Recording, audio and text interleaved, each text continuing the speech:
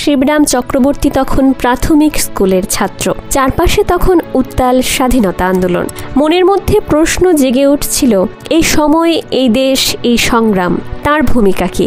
স্কুলে মাস্টারমশাই একদিন প্রবন্ধ লিখতে দিলেন, বড় হয়ে কি হতে চাও?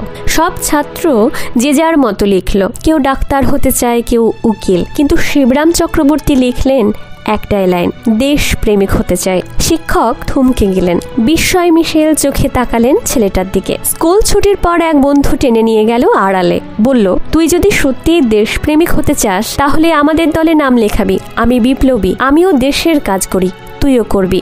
সেই শুরু। শিবরাম চক্রবর্তী যোগ দিলেন গোপন বিপ্লবীদের দলে। দায়িত্ব ছিল ছোটদের, চিঠি পৌঁছানো, অস্ত্র আদান প্রদান করা চুপি চুপি, যেন পুলিশের চোখে না পড়ে। একদিন শিবরাম চক্রবর্তীর কাঁধে এলো এক ভয়ঙ্কর দায়িত্ব। একজন সাহেবকে হত্যা করতে হবে, প্রকাশ্য এক সভার মাঝখানে। পিস্তল এসে গেল হাতে। দুরু দুরু বুকে শিবরাম চক্রবর্তী রওনা দিলেন সভাস্থলের দিকে।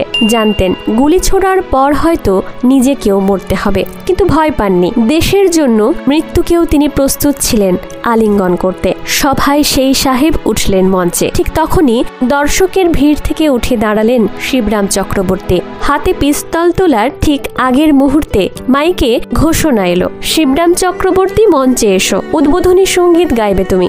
সবার চোখ ঘুরে গেল তার দিকে। ব্যাস, আর উপায় ছিল না। গানের বদলে গানই হয়ে উঠল অস্ত্র। পকেটের পিস্তল থেকে হাত সরিয়ে শিবরাম চক্রবর্তী গাইলেন গান, আর পিস্তল রয়ে গেল পকেটে। কিছুদিন পর চাঁচলে এলেন দেশবন্ধু চিত্তরঞ্জন দাস এক জনসভা করতে। গোটা চাঁচল যেন ভেসে উঠল উত্তেজনায়। শিবরাম চক্রবর্তীও গেলেন সেই সভায়। দেশবন্ধুর অগ্নিঝরা বক্তৃতায় এতটাই অভিভূত হয়ে পড়লেন যে সভা শেষে দেশবন্ধু যখন ট্রেনে উঠলেন, শিবরাম চক্রবর্তী সেই বগিতে লাফ দিয়েই উঠে পড়লেন। দেশবন্ধু বিস্ময়ে প্রশ্ন করলেন, তুমি কোথায় যাবে? শিবরাম চক্রবর্তী উত্তর দিলেন, আপনার সঙ্গেই, কলকাতায়। কি করবে গিয়ে? দেশ সেবা করব, স্বদেশী হব। দেশবন্ধু মুচকি হেসে বললেন, চলো তবে। কলকাতায় পৌঁছে এক মেসে জায়গা হলো শিবরাম চক্রবর্তীর। সেই মেসে ছিল স্বদেশী ছাত্রদের থাকার বন্দোবস্ত।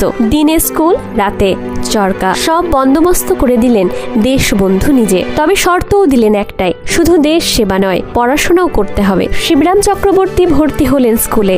দেশবন্ধু মেস ম্যানেজারের হাতে 10 টাকা দিয়ে বললেন, এই ছেলের বই খাতা জামা কাপড় কিনে দিও। কিন্তু কি করে যেন সেই টাকা গিয়ে পড়লো শিবরাম চক্রবর্তীর হাতে। তারপর মাত্র 2 দিনেই টাকা উড়ে গেল।